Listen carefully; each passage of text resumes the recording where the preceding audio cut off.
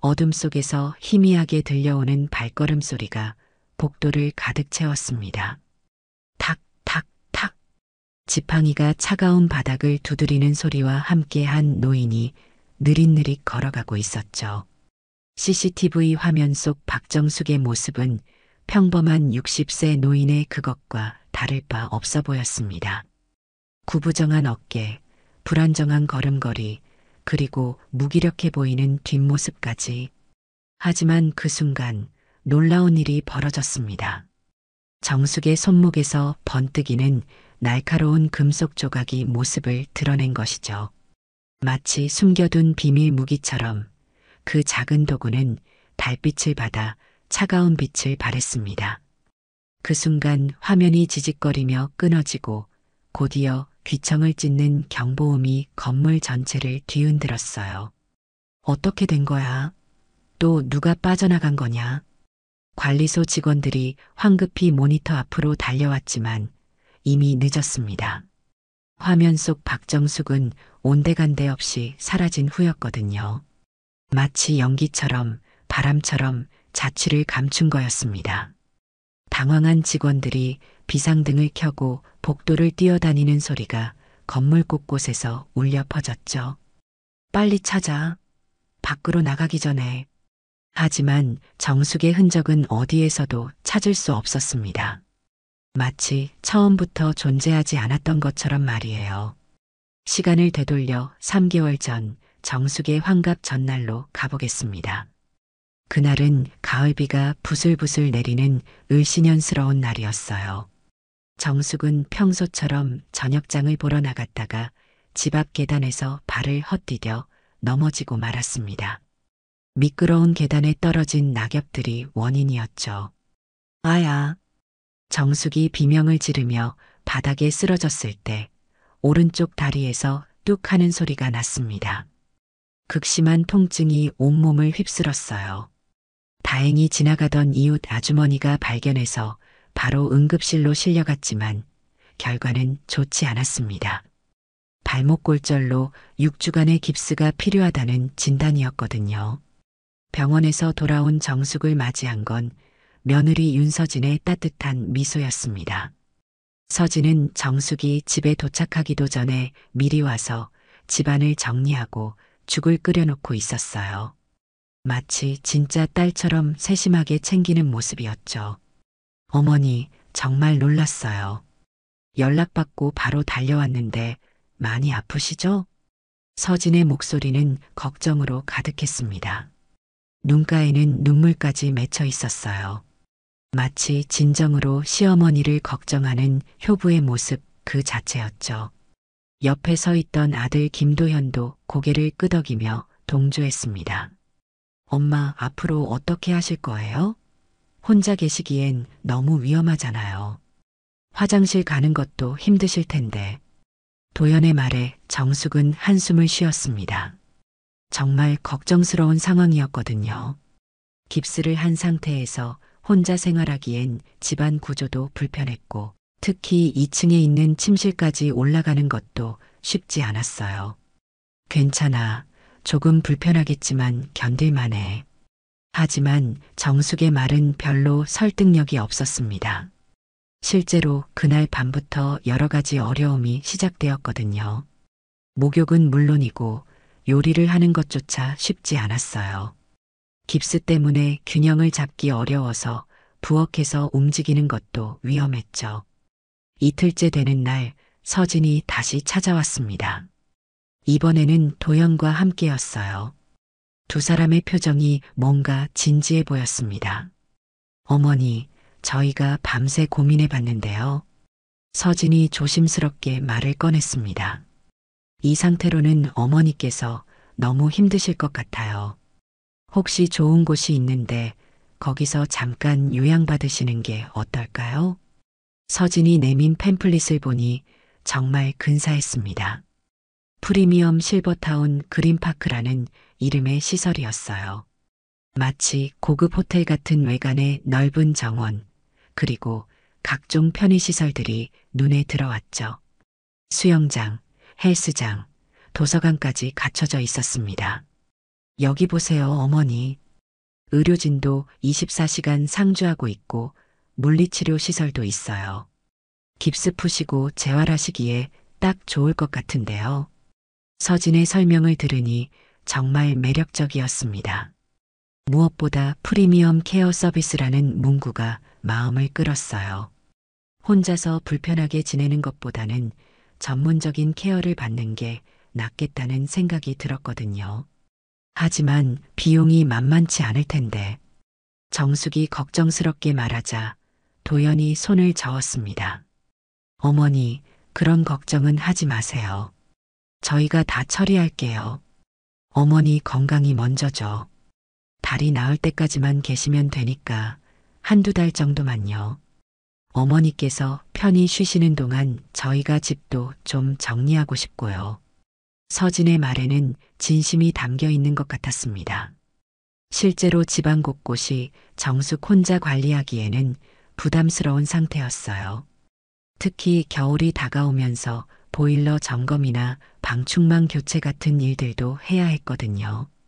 그리고 어머니, 거기서 새로운 친구들도 만나시고 좋은 시간 보내세요. 집에만 계시면 답답하실 텐데. 도연의 말을 들으니 마음이 움직였습니다. 사실 정숙은 남편이 세상을 떠난 후 3년 동안 거의 집에만 있었거든요. 가끔 동네 친구들과 만나기는 했지만 그마저도 자주는 아니었어요. 새로운 환경에서 새로운 사람들을 만나는 것도 나쁘지 않을 것 같았습니다. 이틀 후 정숙은 도연과 서진의 배웅을 받으며 실버타운으로 향했습니다. 택시 안에서 서진은 계속해서 정숙의 손을 잡고 안심시켰죠. 어머니, 거기서 푹 쉬세요. 좋은 분들 많이 만나시고요. 저희도 자주 뵈러 갈게요. 일주일에 한 번은 꼭 갈 테니까 걱정하지 마세요. 그리고 뭔가 필요한 게 있으시면 언제든지 연락하세요. 바로 달려갈게요. 서진의 따뜻한 말들이 정숙의 마음을 편안하게 해주었습니다. 이런 며느리를 둔 게 얼마나 감사한 일인지 새삼 느껴졌어요. 혹시 서진에게 부담을 주는 건 아닌지 걱정도 되었지만 서진의 진심 어린 표정을 보니 그런 걱정은 사치인 것 같았습니다. 그렇게 정숙의 실버타운 생활이 시작되었습니다. 하지만 그 누구도 정숙 자신조차도 이것이 치밀하게 계획된 함정의 시작이라는 걸 알지 못했죠. 서진의 따뜻한 미소 뒤에 숨겨진 차가운 계산을, 그리고 앞으로 벌어질 끔찍한 배신을 그 누구도 예상하지 못했습니다. 택시가 실버타운 정문에 도착했을 때 정숙은 창밖으로 보이는 웅장한 건물에 감탄했습니다. 정말 팸플릿에서 본 것 그대로였어요. 아니, 실제로 보니 더욱 인상적이었습니다. 마치 유럽의 성을 연상시키는 건축물과 아름답게 조성된 정원이 한눈에 들어왔거든요. 와, 정말 좋은 곳이네. 정숙이 감탄하자 서진이 만족스럽게 웃었습니다. 그죠? 제가 여러 곳을 알아본 끝에 찾은 곳이에요. 어머니께 딱 맞을 것 같아서요. 정문에서 마중 나온 직원들의 모습도 인상적이었습니다. 모두 깔끔한 유니폼을 입고 있었고 표정도 밝고 친절해 보였어요. 특히 간호사로 보이는 여성이 정숙을 반갑게 맞이했습니다. 박정숙 어르신이시죠? 저희가 정성껏 모시겠습니다. 편안한 마음으로 계세요. 그 순간 정숙은 이곳에서의 생활이 정말 행복할 것 같다는 확신이 들었습니다. 하지만 그건 착각이었어요. 아름다운 외관 뒤에 숨겨진 진실을 그 누구도 아직 알지 못했으니까요. 실버타운에 도착한 첫날, 정숙은 솔직히 놀랐습니다. 팸플릿에서 본 것보다도 훨씬 더 럭셔리한 분위기였거든요. 로비에는 클래식 음악이 은은하게 흘러나오고 있었고 벽면에는 유명 화가의 그림들이 걸려 있었어요. 바닥은 대리석으로 마감되어 있어서 발걸음 소리가 웅장하게 울렸죠. 어머님, 이쪽으로 안내해 드릴게요. 젊은 여직원이 정숙의 짐을 들어주며 엘리베이터로 안내했습니다. 엘리베이터 안에서도 잔잔한 음악이 흘러나왔어요. 정숙은 마치 고급 호텔에 온 것 같은 기분이었습니다. 정숙이 배정받은 방은 2층에 있는 스위트룸이었습니다. 문을 열자마자 정숙은 탄성을 질렀어요. 넓은 거실과 침실, 그리고 작은 부엌까지 갖춰져 있어서 마치 작은 아파트 같았거든요. 거실에는 가죽 소파와 큰 텔레비전이 있었고, 침실에는 편안해 보이는 침대와 드레싱룸까지 있었습니다. 와, 이렇게 좋은 곳이라니. 정말 집보다 좋네요. 창밖으로는 잘 가꾸어진 정원이 한눈에 들어왔습니다. 가을이라 단풍이 들기 시작한 나무들이 아름다운 풍경을 만들어내고 있었어요. 작은 연못에는 백조들이 우아하게 헤엄치고 있었고, 곳곳에 설치된 벤치에서는 다른 입소자들이 담소를 나누고 있었죠. 어머님, 식사 시간은 아침 7시 30분, 점심 12시, 저녁 6시입니다. 그리고 간식 시간도 따로 있어요. 직원의 친절한 설명이 계속되었습니다. 운동 프로그램은 오전 9시부터 11시까지, 오후에는 취미 활동 시간이 있고요. 궁금한 것 있으시면 언제든지 1층 안내 데스크로 오세요. 모든 것이 체계적이고 세심하게 계획되어 있는 것 같았습니다. 정숙은 진심으로 감탄했어요. 서진이 정말 좋은 곳을 찾아준 것 같았거든요. 첫 주가 지나면서 정숙은 실버타운 생활에 완전히 만족하게 되었습니다. 매일 아침 7시에 기상차임이 은은하게 울리면 간병인이 직접 방문해서 건강 상태를 체크해 주었어요. 혈압, 체온, 혈당까지 꼼꼼히 재어주면서 오늘 컨디션은 어떠세요? 어디 아픈 곳은 없으시고요? 라고 정성스럽게 물어보기도 했죠. 아, 이런 게 행복이구나. 정숙은 매일 아침 이런 생각을 했습니다. 그동안 혼자 살면서 누군가가 자신의 건강을 챙겨주는 경험을 해본 적이 없었거든요. 남편이 살아계실 때도 오히려 정숙이 남편을 돌보는 입장이었으니까요. 식사는 더욱 만족스러웠습니다. 전문 영양사가 직접 짜준 메뉴로 하루 세 끼 정해진 시간에 제공되었거든요. 게다가 모든 음식이 저염식, 저당식으로 조리되어 있어서 몸에도 좋았어요. 특히 정숙이 좋아하는 생선 요리가 자주 나왔는데 집에서는 혼자 먹기 위해 생선을 사기도 애매했던 터라 정말 만족스러웠습니다. 식당에서 식사를 하다 보니 자연스럽게 다른 입소자들과도 친해지게 되었어요. 대부분이 정숙과 비슷한 연령대의 분들이었는데 각자 다양한 배경을 가지고 있었습니다. 전직 교사, 공무원, 간호사 등 여러 분야에서 일했던 분들이 모여 있어서 대화가 흥미로웠어요. 그 중에서도 특히 강말순이라는 분과 각별히 친해지게 되었습니다. 말순은 정숙보다 3살 많은 63세로 전직 기자 출신이었어요. 40년 가까이 기자로 일하면서 쌓은 날카로운 통찰력과 풍부한 경험을 바탕으로 한 대화는 정숙에게 큰 재미를 안겨주었습니다. 정숙 씨는 뭘 하셨어요? 어느 날 점심 식사 후 산책을 하면서 말순이 물어봤습니다. 저는 회사에서 재무팀장을 했어요. 30년 넘게 일했죠. 아, 그러시군요. 그럼 숫자에 밝으시겠네요. 말순의 말에 정숙은 웃으며 고개를 끄덕였습니다. 그럭저럭요. 평생 남의 돈 관리하며 살았는데 정작 내 노후 준비는 제대로 못했네요. 뭘 그런 말씀을 하세요. 이렇게 좋은 곳에서 편히 지내시잖아요. 하지만 말순의 표정에는 뭔가 어두운 그림자가 드리워져 있었습니다. 마치 말하고 싶은 게 있지만 차마 입에 담지 못하는 듯한 모습이었죠. 그 미묘한 표정 변화를 정숙은 놓치지 않았습니다. 재무팀장으로 일하면서 사람들의 표정과 몸짓을 읽는 능력을 기른 덕분이었어요. 말순 언니, 뭔가 걱정이 있으세요? 정숙이 조심스럽게 물어보자 말수는 잠시 망설이더니 고개를 저었습니다. 아니에요. 그냥 나이 들면 이런저런 생각이 많아지나 봐요. 하지만 정숙은 말순의 대답에 완전히 납득하지 못했습니다. 뭔가 숨기는 게 있다는 느낌이 들었거든요.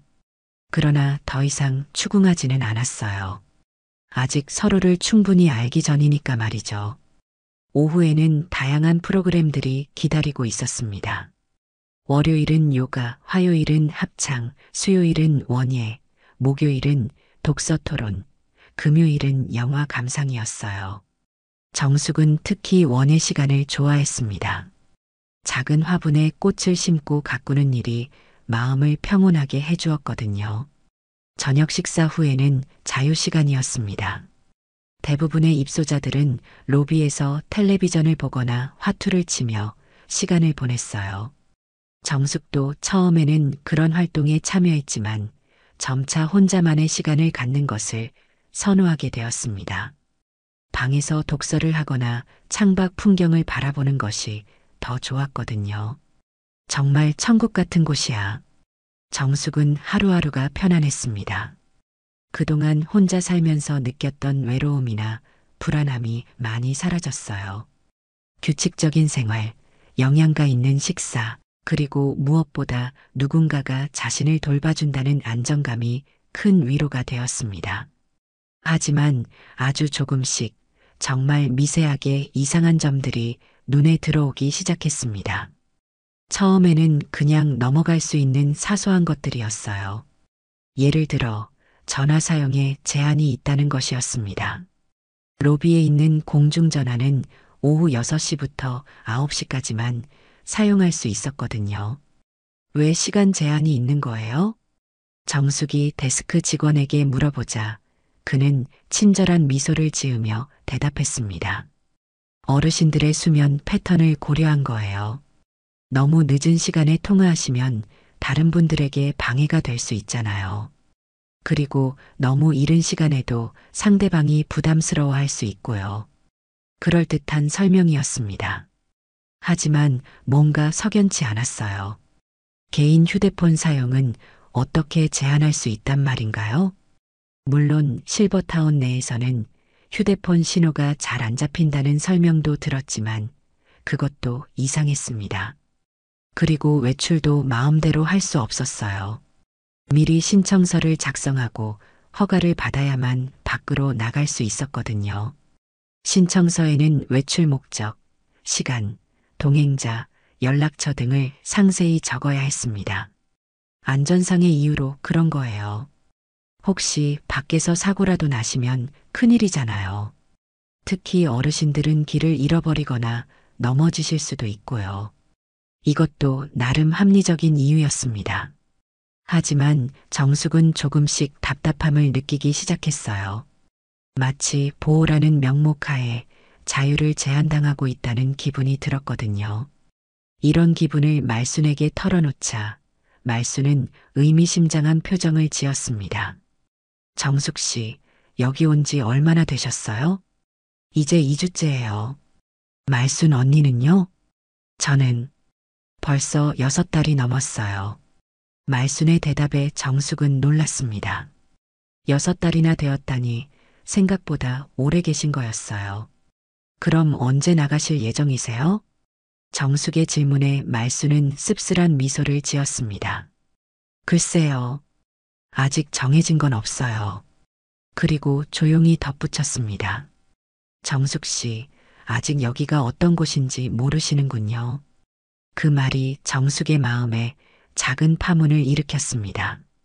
어떤 곳이라니 여기는 그냥 고급 실버타운이 아닌가요? 말순의 말 속에 담긴 의미를 정숙은 아직 이해하지 못했습니다.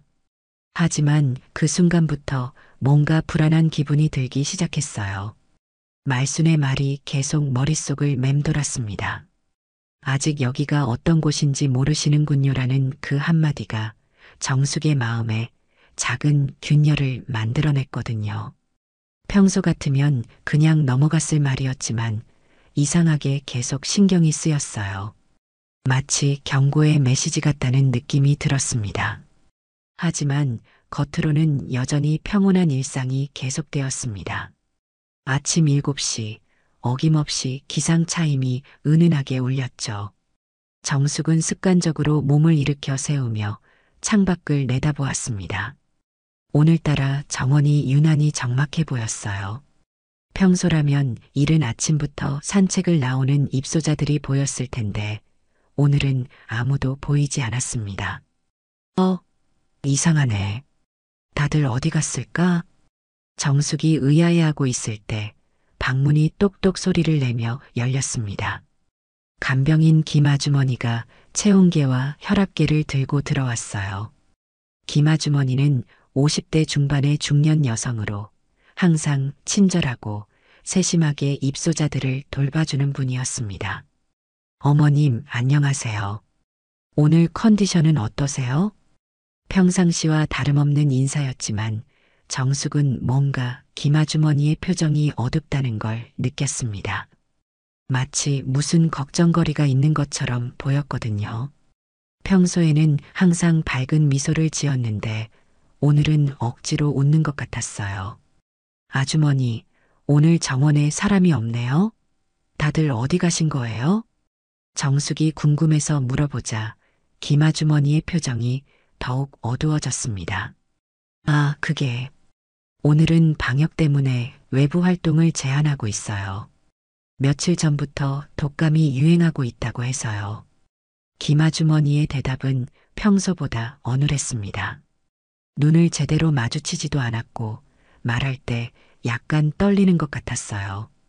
정숙은 이상함을 느꼈지만 더 이상 묻지 않았습니다. 하지만 마음 한구석에서는 계속 의문이 들었어요. 독감이라. 그런데 방역 소독하는 모습은 안 보이는데? 혈압을 재면서 김아주머니에게 물어보자 그는 잠시 당황하는 기색을 보였습니다. 그건 새벽에 이미 끝났어요. 어머님께서 주무실 때 말이에요. 하지만 정숙은 평소 잠이 얕아서 작은 소리에도 깨는 편이었습니다. 새벽에 방역을 했다면 분명 들었을 텐데 그런 소리를 들은 기억이 없었어요. 식당에서 아침을 먹는 동안에도 분위기가 이상했습니다. 평소 왁자지껄하던 다른 입소자들이 모두 조용히 식사만 하고 있었거든요. 마치 무슨 일이 일어났는데 입을 다물고 있는 것 같았어요. 그리고 무엇보다 말순도 보이지 않았습니다. 말순 언니는 어디 계세요?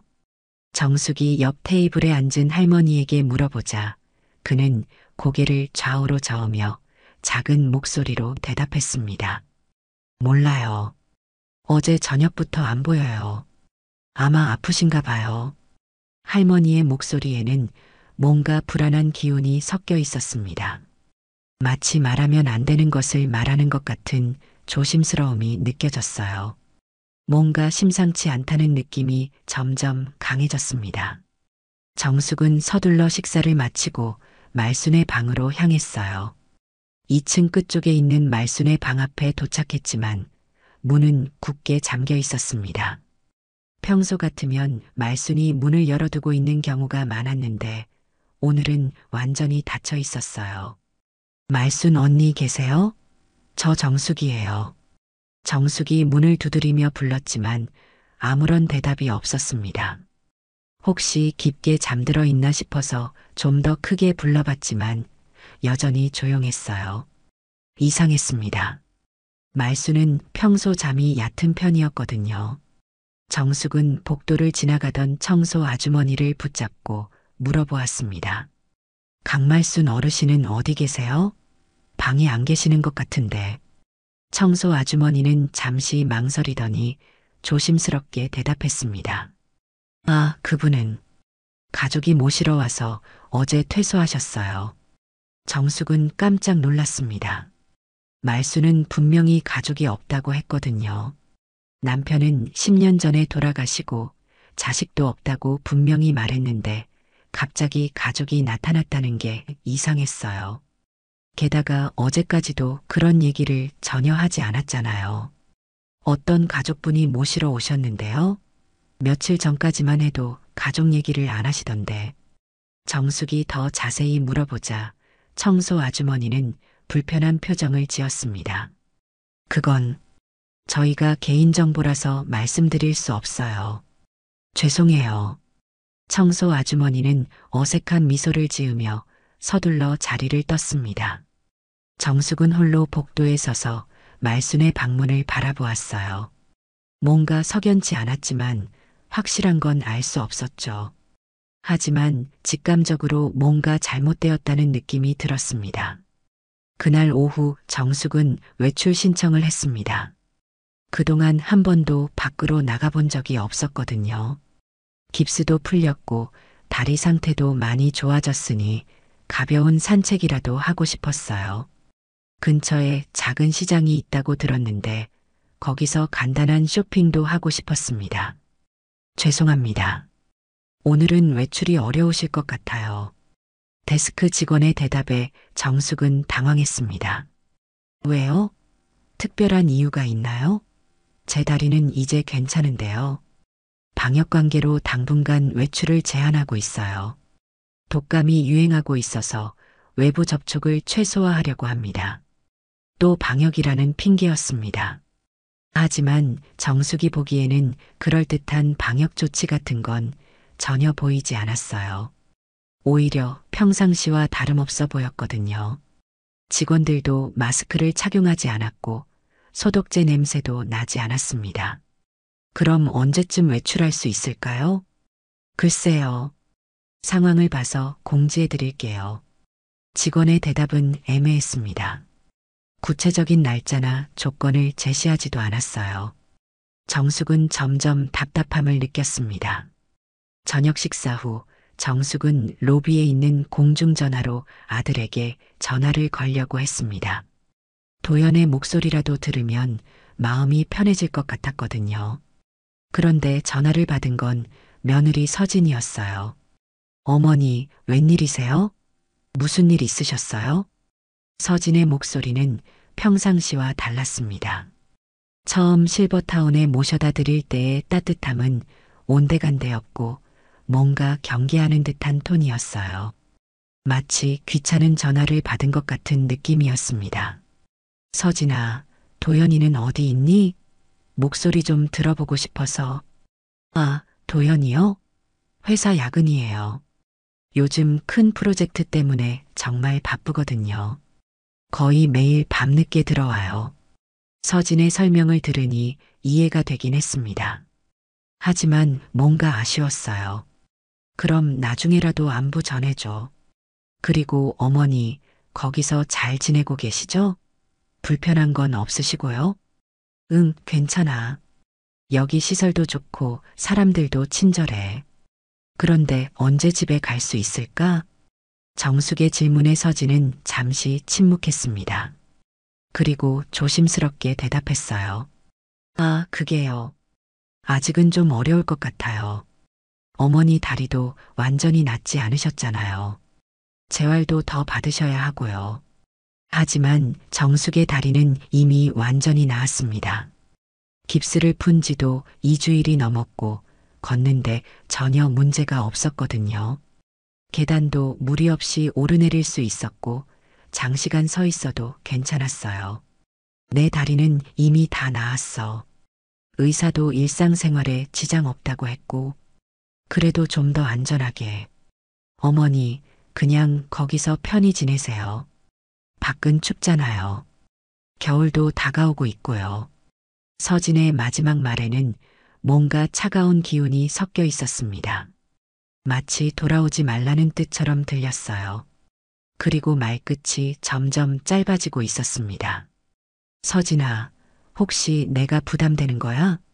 정숙이 직접적으로 물어보자 서진은 당황하는 기색을 보였습니다. 아니에요, 어머니. 그런 게 아니라 그냥 어머니 건강을 생각해서 하는 말이에요. 하지만 서진의 목소리에는 진심이 느껴지지 않았습니다. 오히려 형식적이고 차가웠어요. 전화를 끊은 후 정숙은 오랫동안 수화기를 바라보며 서 있었습니다. 뭔가 이상했어요. 서진의 태도가 처음과 너무 달랐거든요. 처음에는 그렇게 따뜻하고 세심하게 챙겨주더니 이제는 마치 남의 일처럼 대하는 것 같았습니다. 그날 밤 정숙은 잠을 이루기 어려웠습니다.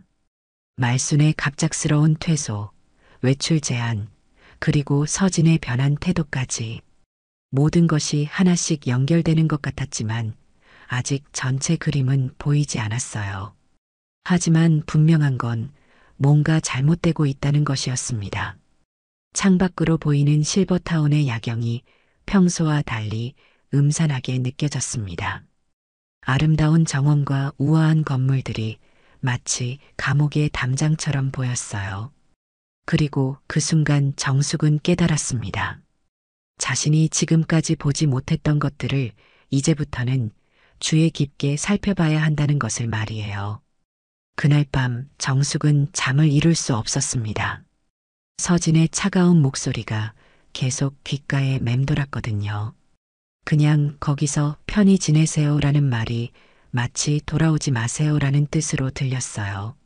새벽 4시가 되어서야 겨우 잠이 들었지만 꿈속에서도 불안한 상황들이 계속 반복되었습니다.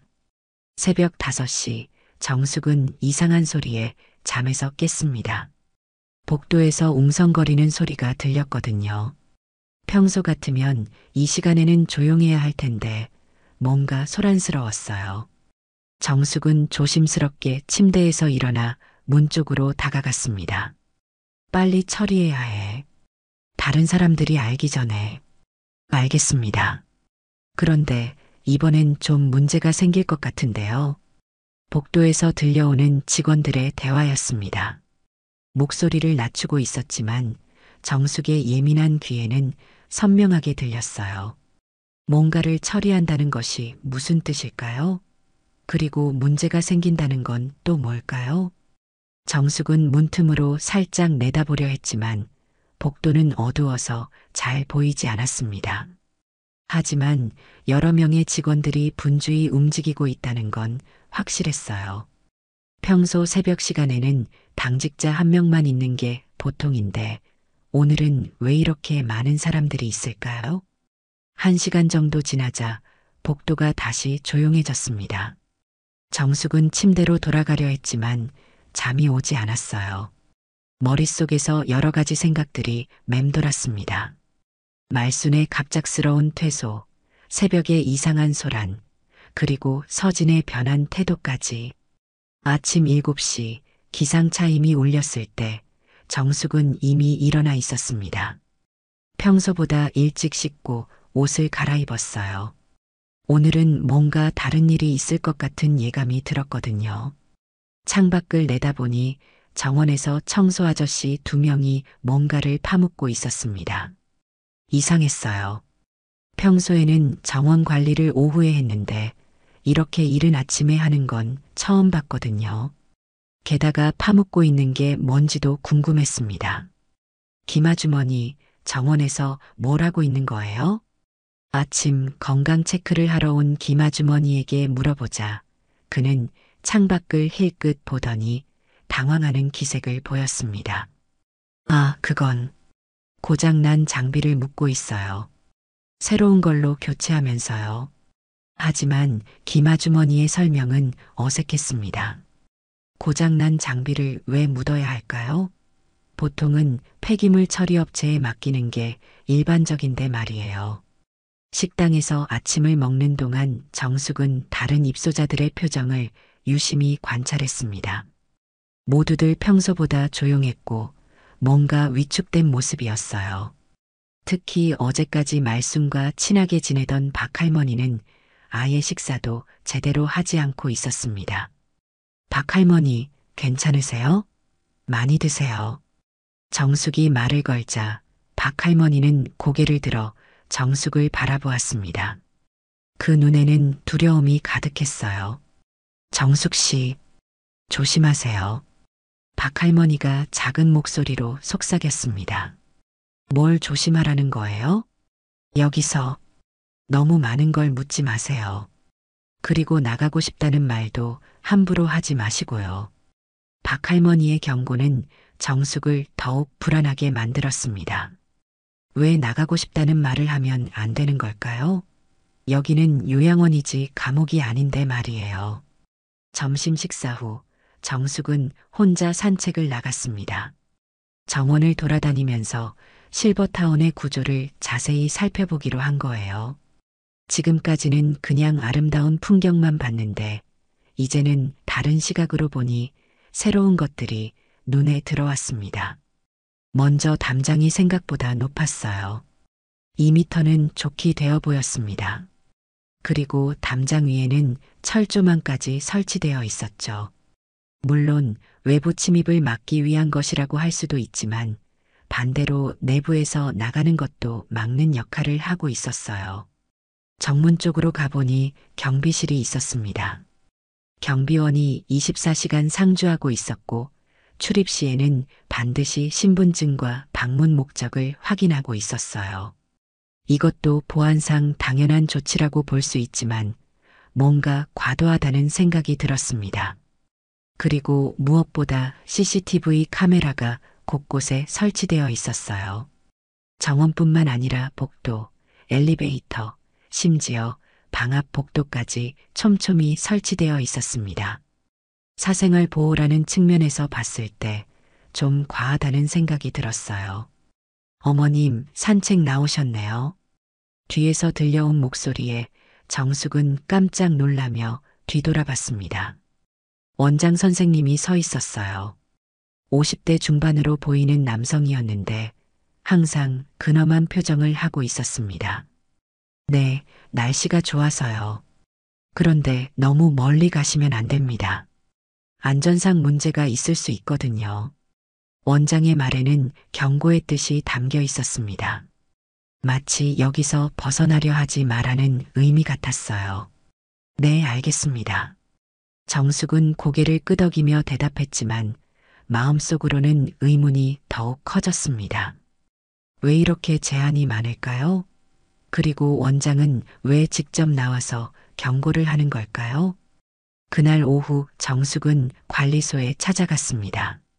비용 문제에 대해 확인하고 싶었거든요. 서진이 모든 걸 처리한다고 했지만 정확히 어떻게 되고 있는지 알아보고 싶었어요. 제 계정 상태를 확인하고 싶은데요. 데스크 직원이 컴퓨터를 확인하더니 난처한 표정을 지었습니다. 화면을 보면서 뭔가 망설이는 모습이었어요. 가족분께서 처리하신다고 하셨는데 아직 입금이 안 되어 있네요. 그럼 제가 지금까지 공짜로 있었다는 말씀이세요? 아니에요. 임시로 저희가 받아들인 거고요. 곧 정리될 거예요. 하지만 직원의 표정은 그리 밝지 않았습니다. 뭔가 문제가 있다는 걸 숨기고 있는 것 같았어요. 그럼 대략 얼마나 밀려 있는 건가요? 그건 가족분과 직접 상담하셔야 할 것 같아요. 직원은 더 이상 자세한 정보를 알려주지 않았습니다. 정숙은 불안한 마음으로 방으로 돌아왔어요. 저녁 정숙은 다시 전화를 걸었습니다. 이번에는 도연의 휴대폰으로 직접 걸었어요. 하지만 받은 건 역시 서진이었습니다. 어머니, 또 무슨 일이세요? 서진의 목소리는 이전보다 더 차가웠습니다. 마치 귀찮은 일을 처리하는 것 같은 톤이었어요. 서진아, 실버타운 비용 문제가 있다는데? 아, 그거요? 저희가 처리하고 있어요. 걱정하지 마세요. 하지만 서진의 목소리에는 진심이 담겨 있지 않았습니다. 오히려 형식적이고 불성실했어요. 언제까지 처리될까? 직원들이 자꾸 물어봐서. 어머니, 그런 건 신경 쓰지 마세요. 저희가 알아서 할 테니까. 서진의 대답은 점점 짧아지고 있었습니다. 그리고 어머니, 너무 자주 전화하지 마세요. 도연이도 바쁘고 저도 일이 있거든요. 내가 언제 자주 전화했다고. 어머니, 그냥 거기서 조용히 지내세요. 우리도 우리 생활이 있잖아요. 툭 전화가 끊어졌습니다. 정숙은 멍하니 수화기를 바라보았어요. 우리도 우리 생활이 있다는 말이 가슴에 박혔습니다. 마치 자신이 방해가 되는 존재라는 뜻처럼 들렸거든요. 전화를 끊고 방으로 돌아가는 길에 정숙은 우연히 관리소 근처를 지나게 되었습니다. 문이 반쯤 열려 있어서 안이 보였는데 직원들이 뭔가 중요한 대화를 하고 있었어요. 박정숙 어르신 거는 어떻게 할 거예요? 가족이 비용 안 내니까 어쩔 수 없죠. 다른 분들처럼 처리해야죠. 그런데 이분은 좀 까다로울 것 같은데요. 계속 질문하고 그러시잖아요. 그럼 좀 더 확실하게 해야겠네요. 정숙은 숨을 죽이고 들었습니다. 자신에 대한 이야기였거든요. 다른 분들처럼 처리한다는 게 무슨 뜻일까요? 그리고 더 확실하게 한다는 것은 또 무엇을 의미하는 걸까요? 그날 밤 정숙은 결심했습니다. 더 이상 수동적으로 있을 수는 없다고 생각한 거예요. 뭔가 자신에게 일어나고 있는 일의 진실을 알아야 했습니다. 내일부터는 좀 더 적극적으로 조사해 보기로 했어요. 하지만 정숙은 아직 몰랐습니다. 자신이 이미 거대한 함정에 빠져 있다는 것을, 그리고 그 함정을 만든 사람이 바로 자신이 믿고 있던 며느리라는 것을 말이에요. 정숙은 그날 밤 거의 잠들지 못했습니다. 관리소에서 엿들은 대화가 계속 머릿속을 맴돌았거든요. 다른 분들처럼 처리한다. 더 확실하게 해야겠다는 말들이 무엇을 의미하는지 알고 싶었어요. 새벽이 되어서야 정숙은 구체적인 계획을 세웠습니다. 다음 날 아침 정숙은 평소보다 일찍 일어나 준비를 마쳤습니다. 오늘은 진실을 파헤칠 날이라고 마음먹었거든요. 먼저 해야 할 일은 자신의 진짜 상황을 파악하는 것이었어요. 김아주머니, 혹시 제가 여기 언제까지 있어야 하는지 아세요? 아침 건강 체크를 하러 온 김아주머니에게 자연스럽게 물어봤습니다. 글쎄요. 그건 가족분과 상의해서 정하는 거라서요. 김아주머니의 대답은 애매했습니다. 하지만 정숙은 포기하지 않았어요. 그런데 비용은 어떻게 되는 거예요?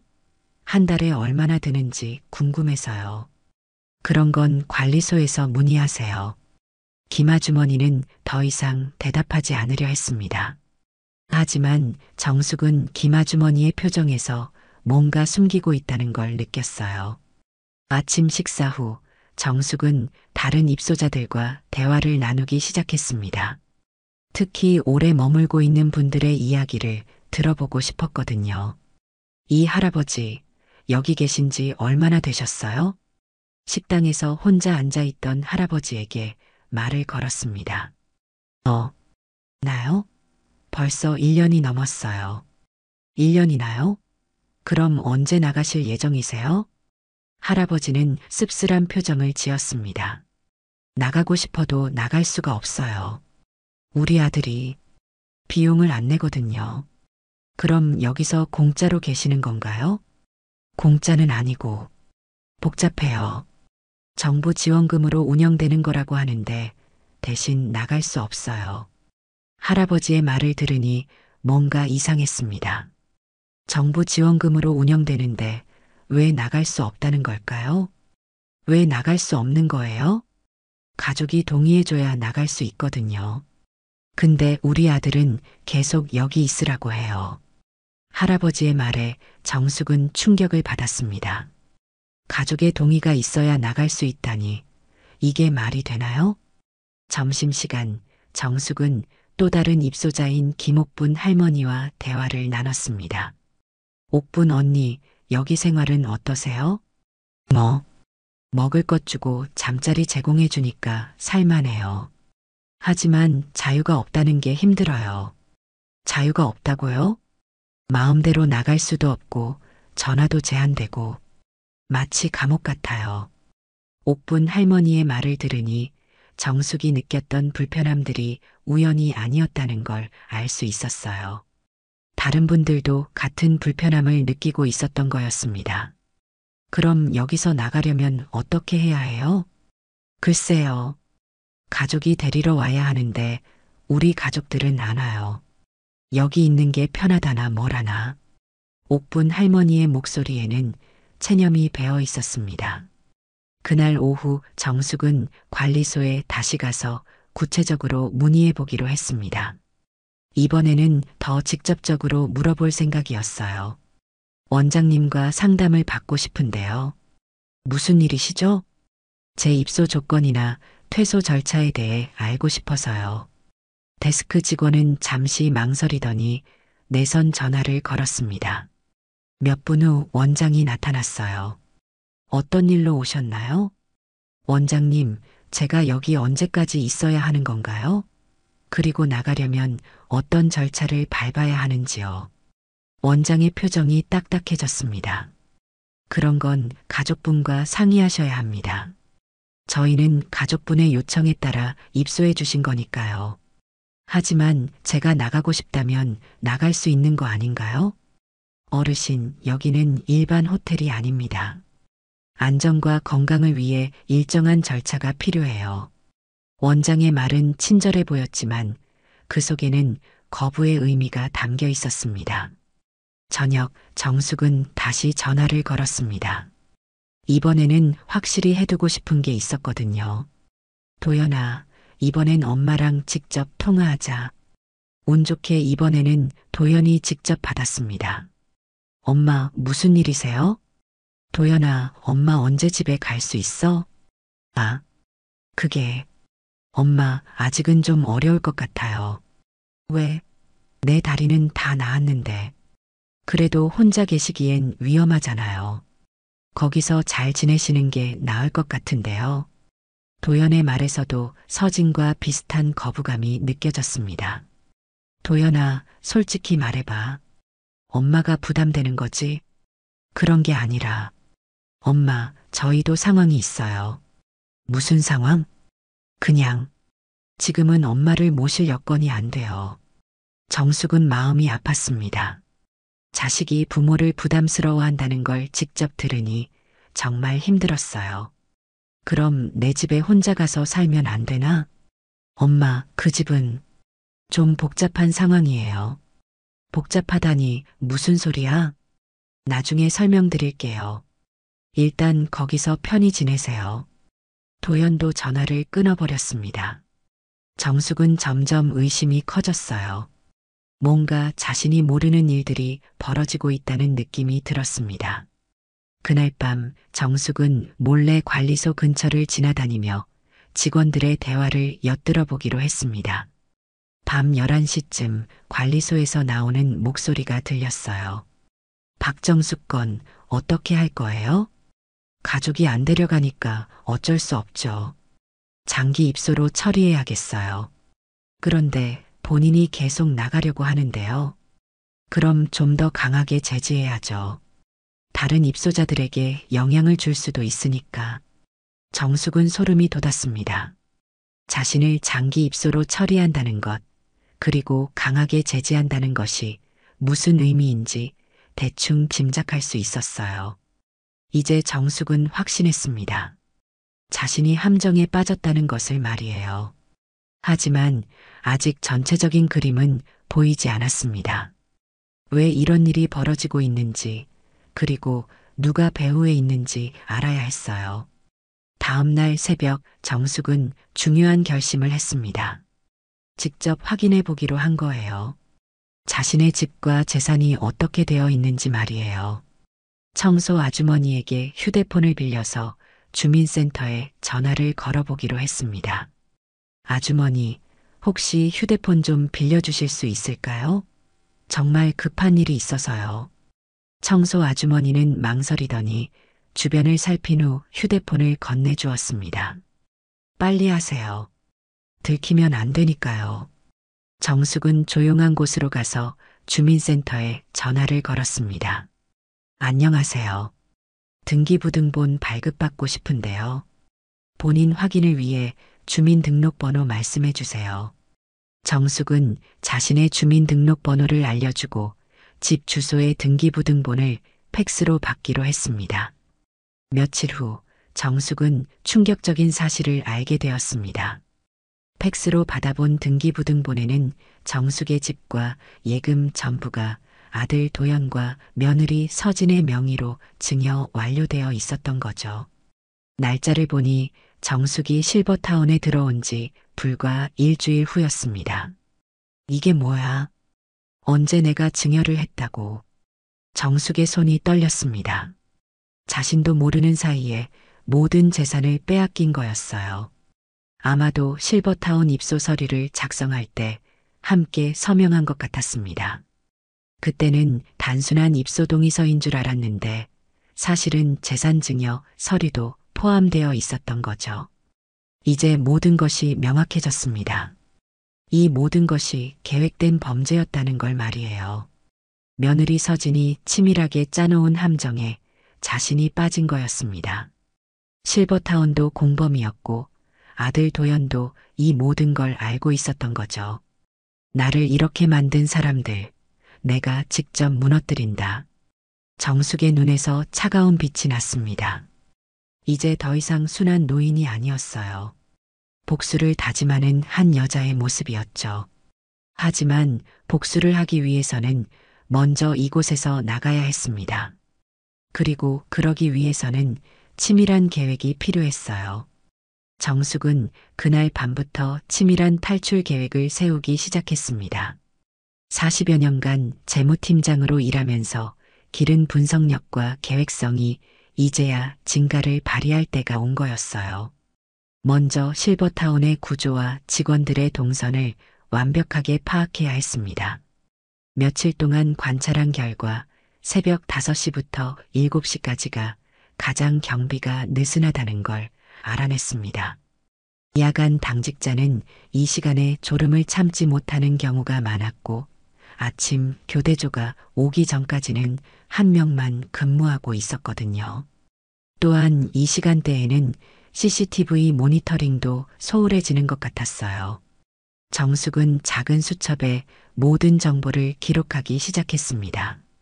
직원들의 교대 시간, CCTV 카메라의 위치와 사각지대, 출입문의 위치와 잠금 방식, 그리고 비상구의 위치까지 세세하게 적어놨어요. 마치 건물의 설계도를 그리는 것처럼 정확하게 말이죠. 하지만 가장 큰 문제는 카드키였습니다. 모든 출입문이 전자식 카드키로 잠겨 있어서 키 없이는 나갈 수 없었거든요. 정숙은 며칠 동안 직원들의 행동을 관찰하면서 기회를 엿보았습니다. 그러던 중 기회가 왔어요. 청소하는 아주머니가 화장실 청소를 하면서 잠시 카드키를 세면대에 놓고 간 거였습니다. 정숙은 재빨리 카드키를 가져가서 방에 숨겨둔 점토에 찍었어요. 그리고 몇 분 후 아무 일 없었다는 듯이 카드키를 원래 자리에 돌려놓았습니다. 이제 키는 해결됐어. 점토에 찍힌 카드키 모양을 보며 정숙은 만족스러워했습니다. 물론 진짜 카드키처럼 전자 기능을 할 수는 없지만 최소한 문을 살짝 밀어 열 수는 있을 거였어요. 많은 출입문들이 완전히 밀착되지 않고 약간의 틈이 있었거든요. 그런데 정숙 혼자서는 계획을 실행하기 어려웠습니다. 혹시 모를 상황에 대비해서 도움을 줄 사람이 필요했어요. 그때 생각난 게 강말순이었습니다. 말순이 정말로 가족에게 간 건지 아니면 다른 이유로 사라진 건지 확인해 보고 싶었거든요. 며칠 후 정숙은 놀라운 광경을 목격했습니다. 정원에서 산책하던 중 우연히 뒷문 쪽으로 가게 되었는데 거기서 말순을 본 거였어요. 말순은 작업복을 입고 다른 사람들과 함께 청소 일을 하고 있었습니다. 말순 언니. 정숙이 부르자 말순은 깜짝 놀라며 주변을 둘러봤어요. 그리고 조용히 손짓으로 따라오라고 했습니다. 두 사람은 건물 뒤쪽 인적이 드문 곳에서 만났어요. 정숙 씨, 어떻게 여기까지 왔어요? 말순의 모습은 이전과 달랐습니다. 훨씬 야위고 지쳐 보였거든요. 그리고 눈가에는 멍든 자국도 있었어요. 언니, 가족이 데리러 왔다더니 여기 있네요? 그게 복잡한 사연이 있어요. 나가려다가 잡혀서 다시 들어온 거예요. 말순의 말을 들으니 정숙의 추측이 맞았습니다. 말순도 자신처럼 속은 거였어요. 언니도 재산을 빼앗긴 거예요? 맞아요. 우리 조카가 다 가져갔어요. 그리고 여기서 나가지 못하게 하고 있고요. 말순은 자신의 사연을 들려주었습니다. 조카가 말순의 집과 예금을 모두 가로채고 실버타운과 결탁해서 말순을 가둬둔 거였어요. 그리고 나가려고 시도했다가 붙잡혀서 지금은 무료 노동을 하고 있다는 것이었습니다. 그럼 언니도 여기서 나가고 싶으시죠? 물론이죠. 하지만 방법이 없어요. 감시도 심하고 혼자서는 불가능해요. 정숙은 말순에게 자신의 계획을 말했습니다. 카드키 복제부터 시작해서 새벽 시간대의 탈출 계획까지 자세히 설명했어요. 정말 가능할까요? 해봐야죠. 여기서 평생 갇혀 살 수는 없잖아요. 말순은 한참을 고민하다가 고개를 끄덕였습니다. 좋아요. 해보죠. 어차피 지금보다 나쁠 건 없으니까요. 이제 구체적인 계획을 세울 차례였습니다. 정숙과 말순은 며칠에 걸쳐 세밀한 준비를 했어요. 먼저 탈출 경로를 정확히 파악했습니다. 말순의 방에서 시작해서 계단을 통해 1층으로 내려간 다음 뒷문으로 나가는 것이 가장 안전할 것 같았어요. 그리고 탈출 후의 계획도 세웠습니다. 일단 실버타운을 벗어나면 가장 가까운 지하철역으로 가서 서울 시내로 나가기로 했어요. 그 다음에는 법무법인을 찾아가서 도움을 요청하기로 했습니다. 만약 잡히면 어떻게 할까요? 말순이 걱정스럽게 물어보자 정숙은 단호하게 대답했습니다. 잡히더라도 포기하지 말아요. 우리가 여기서 당하고 있는 일을 세상에 알려야 해요. 탈출 전날 밤 정숙은 마지막으로 모든 것을 확인했습니다. 복제한 카드키가 제대로 작동하는지, 탈출 경로에 장애물은 없는지, 그리고 새벽 시간대의 경비 상황은 어떤지 말이에요. 다행히 모든 것이 계획대로였습니다. 하지만 한 가지 예상치 못한 문제가 생겼어요. 그날 밤 원장이 직접 정숙의 방을 찾아온 거였습니다. 어르신, 요즘 많이 불안해하시는 것 같던데 괜찮으신가요? 원장의 방문은 갑작스러웠습니다. 마치 정숙의 계획을 눈치챈 것 같았어요. 네, 괜찮아요. 왜 그런지요? 직원들 말로는 이상한 질문을 많이 하신다고 하더라고요. 혹시 적응이 안 되시나 해서요. 원장의 말에는 경고의 뜻이 담겨 있었습니다. 그리고 앞으로는 너무 돌아다니지 마세요. 안전상 좋지 않거든요. 원장이 방을 나간 후 정숙은 더욱 조심해야 한다는 걸 깨달았습니다. 이미 의심받고 있다는 뜻이었거든요. 내일 새벽에 만나요. 말순과 마지막 약속을 하고 정숙은 각자의 방으로 돌아갔습니다. 하지만 정숙은 잠을 이룰 수 없었어요.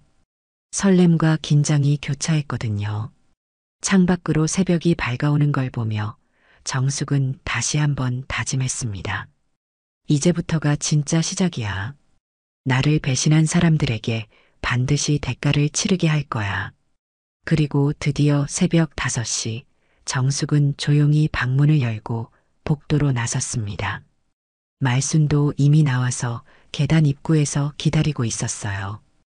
두 사람은 서로 눈짓을 주고받으며 천천히 1층으로 향했습니다. 1층에 도착하자 야간 당직자가 책상에 엎드려 졸고 있었습니다. 예상대로였어요. 정숙과 말순은 숨을 죽이며 뒷문으로 향했습니다. 복제한 카드키를 조심스럽게 대자 문이 살짝 열렸어요. 하지만 그 순간 예상치 못한 일이 벌어졌습니다. 문에 연결된 경보장치가 울린 거였어요. 삐삐삐, 삐삐삐. 어떻게 된 거야? 당직자가 깨어나 소리를 질렀습니다. 하지만 정숙과 말순은 이미 문을 열고 밖으로 나가고 있었어요. 빨리 뛰어요. 두 사람은 실버타운 담장을 따라 달렸습니다. 뒤에서 추격하는 소리가 들렸지만 멈출 수 없었어요. 마침내 정문 근처에 도착했을 때 두 사람은 담장 아래 숨어 있던 배수로를 통해 밖으로 빠져나갔습니다. 자유의 공기를 마신 정숙은 환희를 느꼈습니다. 드디어 감옥 같은 곳에서 벗어난 거였어요. 하지만 이제부터가 진짜 싸움의 시작이었습니다. 실버타운을 벗어난 정숙과 말수는 새벽 거리를 서둘러 걸었습니다. 차가운 공기가 얼굴을 스쳤지만 자유의 감각이 더 크게 느껴졌어요. 오랜만에 마음껏 호흡할 수 있다는 것만으로도 감격스러웠습니다. 하지만 안전한 곳에 도착할 때까지는 절대 안심할 수 없었죠. 말순 언니, 어디로 가면 될까요? 일단 지하철역으로 가요. 거기서 택시를 타고 도심으로 나가야 해요. 두 사람이 지하철역에 도착했을 때는 새벽 6시가 넘어 있었습니다. 첫 차가 운행을 시작할 시간이었어요. 역 대합실에 들어서자 따뜻한 온기가 느껴졌습니다. 두 사람은 벤치에 앉아 잠시 숨을 고르며 앞으로의 계획을 정리했어요. 이제 어떻게 할 거예요? 일단 증거를 모아야 해요. 그리고 변호사와 상담도 받고요. 정숙의 첫 번째 목적지는 주민센터였습니다. 자신의 재산이 언제, 어떻게 증여되었는지 정확한 서류를 받아야 했거든요. 지하철을 타고 시내로 나가면서 정숙은 마음을 다잡았어요. 이제부터는 감정보다 이성으로 대응해야 했습니다. 주민센터에서 발급받은 각종 서류를 보니 상황이 더욱 명확해졌어요. 정숙이 실버타운에 입소한 바로 다음 날 재산 증여 신고가 되어 있었습니다. 그리고 그 서류에는 분명히 정숙의 도장이 찍혀 있었어요. 하지만 정숙은 그런 서류에 도장을 찍은 기억이 전혀 없었습니다. 이거 완전히 위조예요. 입소 서류에 끼워 넣어서 모르게 도장을 받은 거죠. 말순이 서류를 보며 분노했습니다. 전직 기자 출신인 말순은 이런 종류의 사기 수법을 잘 알고 있었거든요. 이런 식으로 노인들을 속이는 경우가 많아요. 복잡한 서류 뭉치 사이에 슬쩍 끼워 넣는 거죠. 일단 법무법인에 가서 상담받아요. 두 사람은 서울 시내의 한 법무법인을 찾아갔습니다. 변호사는 정숙의 사연을 듣고 심각한 표정을 지었어요. 이런 경우가 요즘 정말 많이 늘고 있어요. 가족이 노인의 재산을 노리는 신종 사기죠. 특히 실버타운과 결탁하는 경우가 문제가 되고 있습니다. 그럼 되찾을 수 있나요? 충분히 가능합니다. 하지만 강력한 증거가 필요해요. 증여 당시의 상황을 입증할 수 있는 자료나 증언이 있어야 하고요. 변호사의 조언에 따라 정숙은 체계적인 계획을 세웠습니다. 먼저 실버타운의 불법 운영 실태를 고발하고 동시에 재산 증여의 불법성을 입증하는 거였어요. 말순이 큰 도움이 되었습니다. 기자 시절의 인맥을 활용해서 정보를 수집하기 시작한 거죠. 정숙 씨, 이거 봐요. 그 실버타운이 정부 지원금을 부정 수급하고 있어요. 말순이 가져온 자료를 보니 놀라운 사실들이 드러났습니다. 실버타운 측은 입소자들의 가족이 비용을 지불하지 않으면 정부 지원금을 신청해서 운영비를 충당하고 있었어요. 그러면서도 입소자들은 마치 인질처럼 붙잡아 두는 거였죠. 이건 완전히 사기예요. 이중으로 돈을 받고 있는 거잖아요. 하지만 그 순간 정숙의 휴대폰이 울렸습니다. 낯선 번호였어요. 여보세요? 박정숙 씨죠? 경찰입니다. 실종 신고가 들어와서 연락드리는데요. 정숙은 깜짝 놀랐습니다. 누가 자신을 실종 신고했다는 말일까요? 실종 신고요? 누가 했는데요? 가족분이 하셨어요. 치매 증상이 있으신 어르신이 요양원에서 나가셨다고 하시던데요. 치매라고요? 정숙은 분노가 치밀어 올랐습니다. 며느리가 자신을 치매 환자로 둔갑시킨 거였어요. 저는 치매가 아닙니다. 정상적으로 판단할 수 있어요. 그래도 일단 가족분과 연락해서 상황을 정리해야 할 것 같은데요. 혹시 현재 계신 곳 알려주실 수 있을까요? 정숙은 전화를 끊었습니다. 이미 며느리가 선수를 친 상황이었어요. 정숙을 치매 환자로 만들어서 모든 행동을 무효화시키려는 계획인 것 같았죠. 그날 오후 정숙은 더욱 충격적인 소식을 접했습니다. 텔레비전 뉴스에서 자신에 대한 보도가 나온 거였어요. 치매를 앓고 있는 60세 여성이 요양원에서 실종되어 경찰이 수색에 나섰습니다. 실종된 박모 씨는 며칠 전부터 이상 행동을 보이며 가족들을 걱정시켜 왔다고 합니다. 화면에는 정숙의 사진까지 나왔어요. 서진이 제공한 것 같았습니다. 언론에 먼저 제보해요. 그래야 진실이 밝혀져요. 말순의 제안에 정숙은 동의했습니다. 하지만 그보다 먼저 해야 할 일이 있었어요. 서진을 직접 만나는 것이었습니다. 정숙은 서진이 근무하는 부동산 사무실로 향했습니다. 서진은 정숙을 보자 깜짝 놀라더니 곧 차가운 표정을 지었어요. 어머니, 왜 여기까지 오셨어요? 어서 돌아가세요. 경찰이 찾고 있다고요. 서진아, 우리 얘기 좀 하자. 얘기할 것 없어요. 어머니는 치매가 있으시잖아요. 판단력이 흐려진 상태시고요. 서진은 노골적으로 정숙을 치매 환자 취급했습니다. 주변 사람들이 보는 앞에서 말이에요. 나는 치매가 아니야. 그리고 내 재산을 왜 훔쳤는지 설명해봐. 어머니, 그런 말씀하지 마세요. 그것도 치매 증상이에요. 피해망상이라고 하죠. 서진은 정숙의 말을 계속 치매 증상으로 몰아갔습니다. 그리고 마침 나타난 경찰관에게 말했어요. 이분이 저희 어머니예요. 치매가 있으셔서 요양원에서 나오신 거예요. 가족들이 얼마나 걱정했는지 몰라요. 경찰관은 정숙을 다시 실버타운으로 데려가려고 했습니다. 하지만 정숙은 마지막 무기를 꺼냈어요. 실버타운에서 몰래 기록해둔 비밀 수첩이었습니다. 이걸 보세요. 여기에 모든 증거가 있어요. 수첩 속에는 며느리와 실버타운 원장의 통화 내용, 그리고 불법 운영의 증거들이 빼곡히 적혀 있었습니다. 정숙이 실버타운에 있는 동안 몰래 수집한 정보들이었어요. 특히 결정적이었던 건 녹음 파일이었습니다. 어머니를 거기 가둬두고 재산 처리가 끝날 때까지 기다리자. 그러면 나중에 치매 진단서도 받을 수 있고. 이 대화는 정숙이 관리소 근처에서 우연히 엿들은 것이었어요. 그때부터 정숙은 모든 상황을 기록하기 시작했던 거였습니다. 정숙이 꺼낸 수첩과 녹음 파일을 본 경찰관의 표정이 완전히 변했습니다. 수첩에는 실버타운의 불법 운영 실태와 며느리 서진의 범죄 행위가 상세히 기록되어 있었거든요.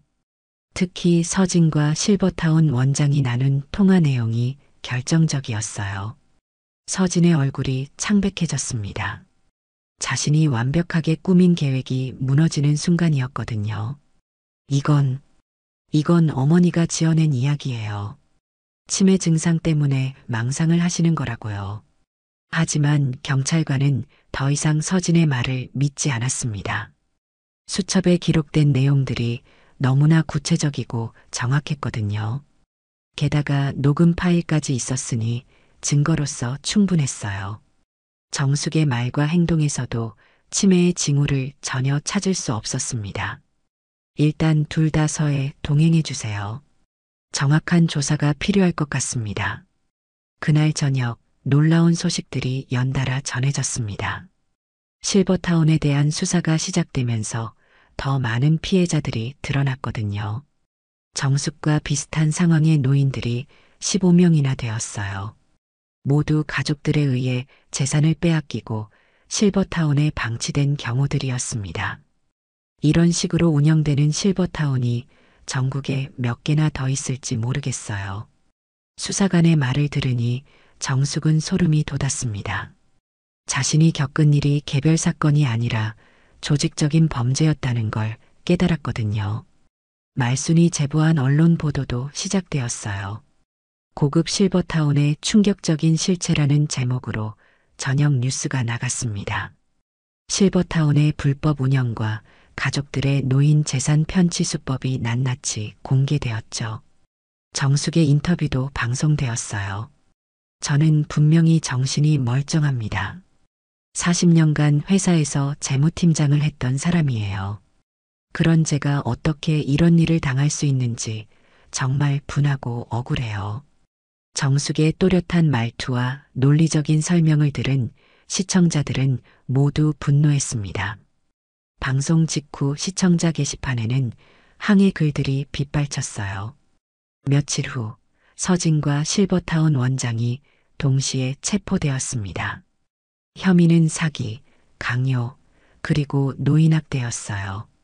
아들 도연도 공범으로 조사를 받게 되었습니다. 수사 과정에서 밝혀진 내용은 더욱 충격적이었어요. 서진은 부동산 컨설턴트라는 직업을 이용해서 여러 명의 노인들을 속여왔던 거였습니다. 주로 배우자를 잃고 혼자 사는 노인들을 타깃으로 삼아서 접근했어요. 그리고 실버타운과 결탁해서 체계적으로 재산을 가로채는 범죄를 저질러 왔던 거죠. 어머니, 정말 죄송합니다. 저도 서진이한테 속은 거예요. 도연은 정숙 앞에서 무릎을 꿇고 사죄했습니다. 하지만 정숙의 마음은 쉽게 풀리지 않았어요. 아들이 끝까지 며느리 편에 섰다는 사실이 너무나 큰 상처였거든요. 도연아, 내가 진짜로 속았는지 아니면 알면서도 모른 척 했는지 나는 알고 있어. 평생 잊지 못할 거야. 정숙의 차가운 말에 도연은 고개를 들지 못했습니다. 실제로 도연은 서진의 계획을 어느 정도 알고 있었거든요. 하지만 자신의 이익을 위해 모른 척했던 거였어요. 법정에서 모든 진실이 밝혀졌습니다. 서진은 정교한 계획을 세워 시어머니의 재산을 가로챈 거였어요. 실버타운과도 미리 공모해서 정숙을 감금하려 했던 것이죠. 검찰은 서진에게 징역 5년을 구형했고 원장에게는 징역 7년을 구형했습니다. 피고인 윤서진은 시어머니를 속여 재산을 가로채고 불법 감금까지 시도한 중대한 범죄를 저질렀습니다. 이는 가족 간의 신뢰를 무너뜨리는 반인륜적 행위입니다. 검사의 논고를 듣는 서진의 얼굴은 창백했어요. 법정에서 마지막으로 한 말은 이것이었습니다. 어머니, 정말 죄송합니다. 제가 너무 욕심이 많았어요. 하지만 정숙은 서진을 바라보지도 않았어요. 이미 용서할 마음이 전혀 없었거든요.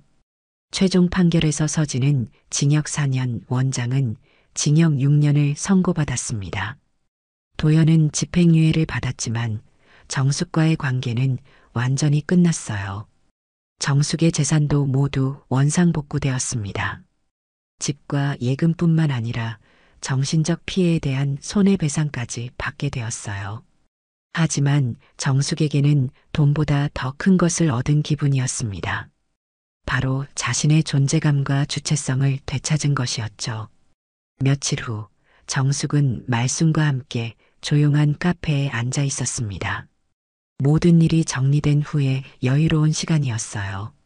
정숙 씨, 이제 정말 끝난 건가요?